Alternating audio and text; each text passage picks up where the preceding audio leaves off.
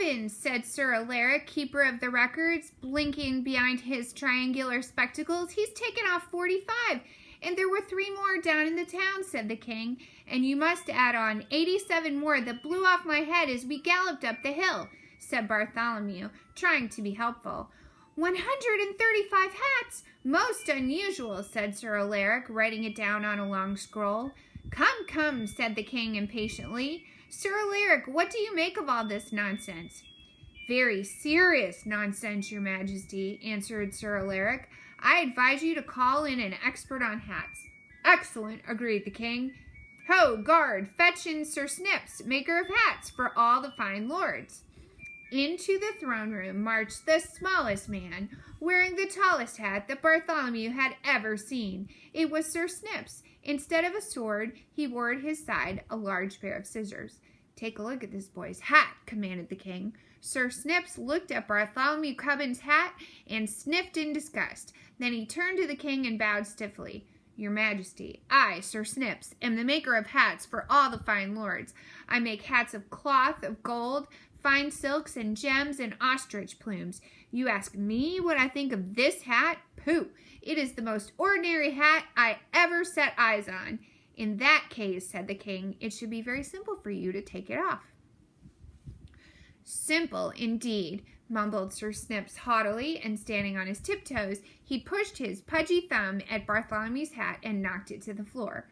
Immediately, another appeared on Bartholomew's head.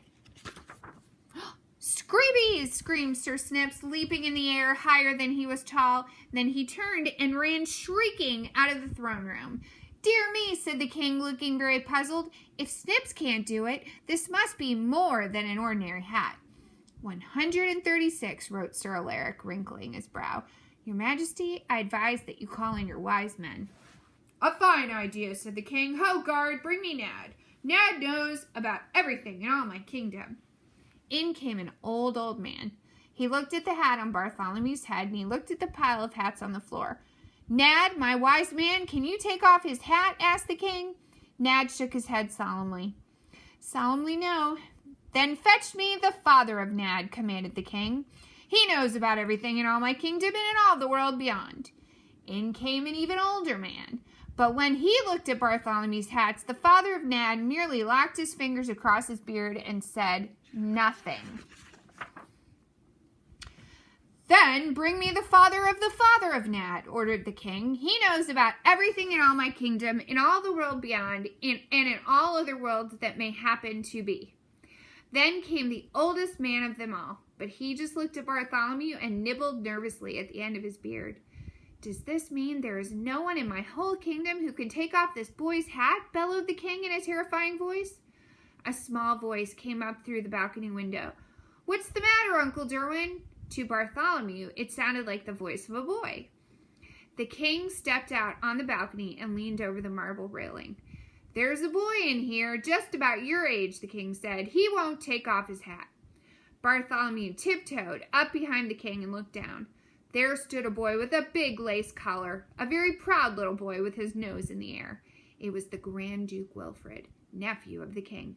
You send him down here, said the Grand Duke Wilfrid. I'll fix him. The king thought for a minute. He pushed back his crown and scratched his head. Well, maybe you can. There's no harm trying.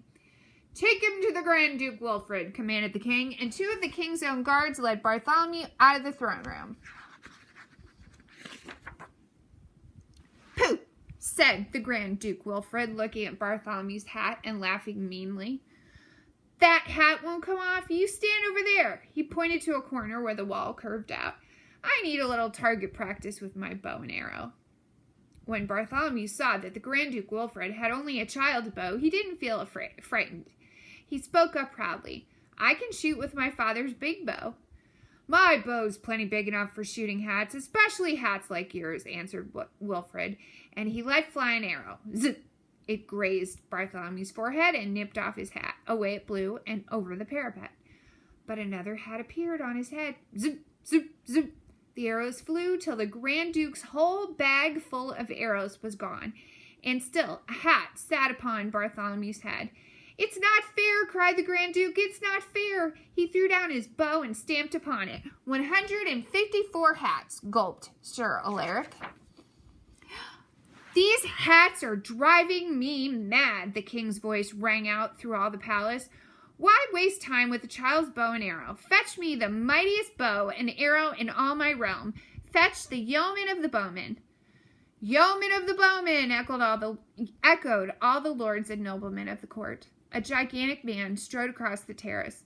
His bow was as big as the branch of a tree. The arrow was twice as long as Bartholomew and thicker than his wrist.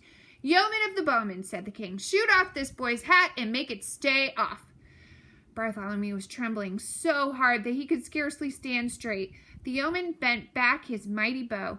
Grrr-zip! Like a mad giant hornet, the arrow tore through the air toward Bartholomew Cubbins. Grrr-zap! The sharp arrow head bit through his hat and carried it off, on and on for a full half-mile. Grrr-zap! It plunked to a stop in the heart of an oak tree. Yet there on Bartholomew's head sat another hat. The face of the yeoman of the bowmen went white as the palace walls. "It's black magic," he shrieked. And first graders, that is the end of part 2 of Bartholomew, the 500 hats of Bartholomew Cubbins. See you soon for part 3.